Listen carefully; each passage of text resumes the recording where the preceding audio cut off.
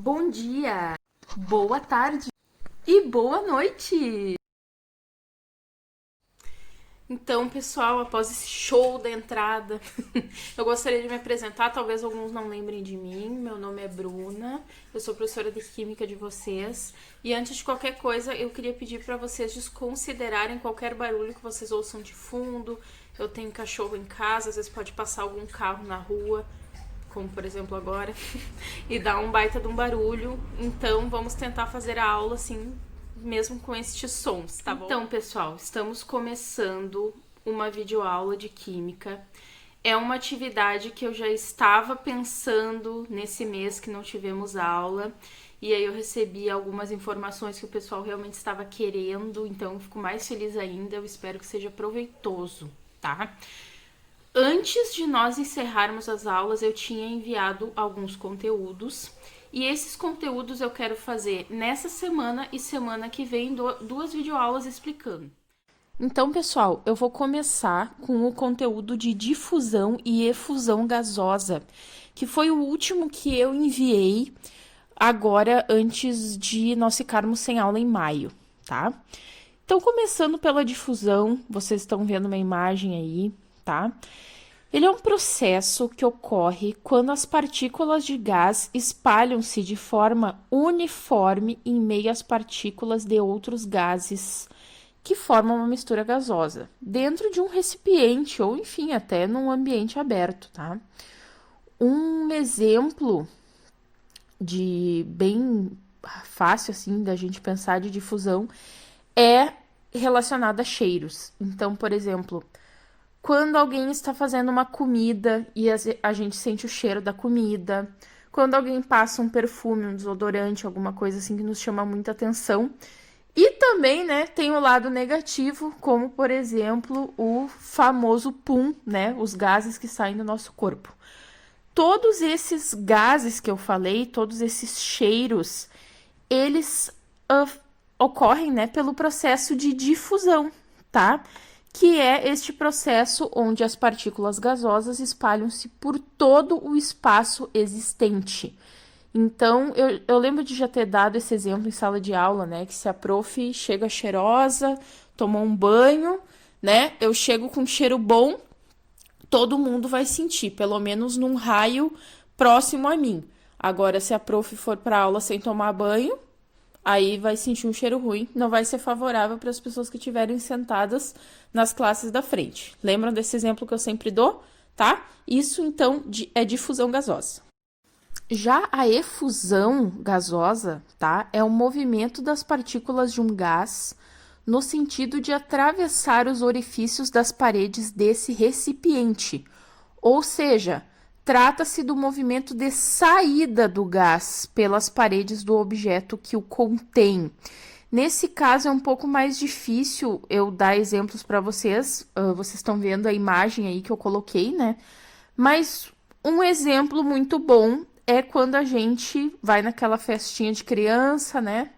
Leva balão para casa, chega no outro dia ou 2 dias depois ele murcha. Isso acontece por conta do processo de efusão. Na verdade, a parede do balão, né? Ela é cheia de poros, a gente não enxerga, óbvio, né? Mas ela é cheia de poros e ao longo do dia aquele gás que tá ali dentro consegue sair. Ah, lembrei de outro exemplo muito bom. Quando a gente compra qualquer refrigerante e a gente abre a garrafa.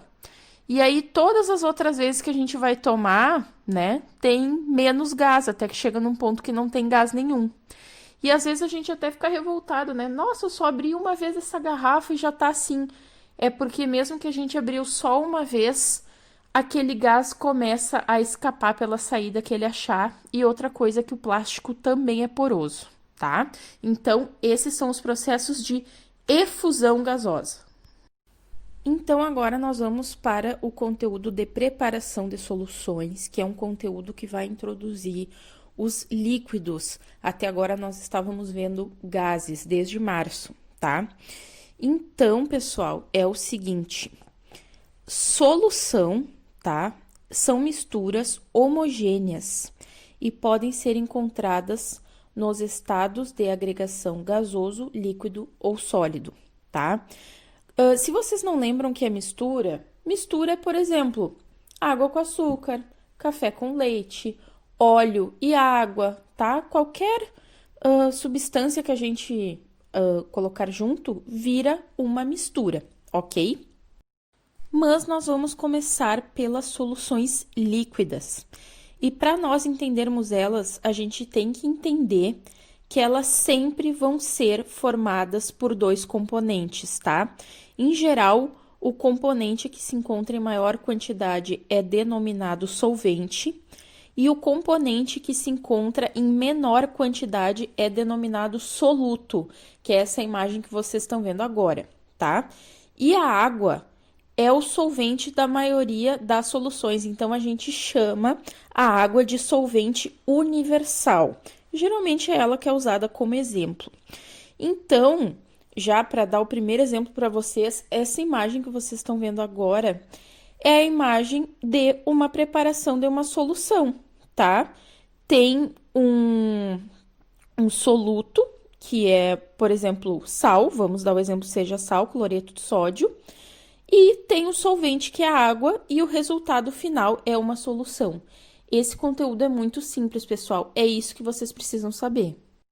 Depois, mais para frente, nós vamos trabalhar o coeficiente de solubilidade, que é a medida da capacidade que um soluto possui de se dissolver em uma quantidade padrão de solvente, em determinadas condições de temperatura e pressão, tá? Por que que é importante trabalhar isso? Para nós entendermos o porquê que a gente pega uma certa quantidade de sal e ele some na água, e depois, se tu for colocando mais sal, ele vai ficar no fundo aparente. É a mesma coisa com açúcar, é a mesma coisa com qualquer outro soluto, tá? Café, enfim, qualquer coisa que vocês colocarem na água vai ter uma certa quantidade que vai se dissolver e tem uma certa quantidade que não se dissolve mais, que depois nós vamos chamar elas de soluções saturadas, supersaturadas, enfim, tá? Isso nós trabalharemos mais pra frente. Então, pessoal, chegamos ao final, tá?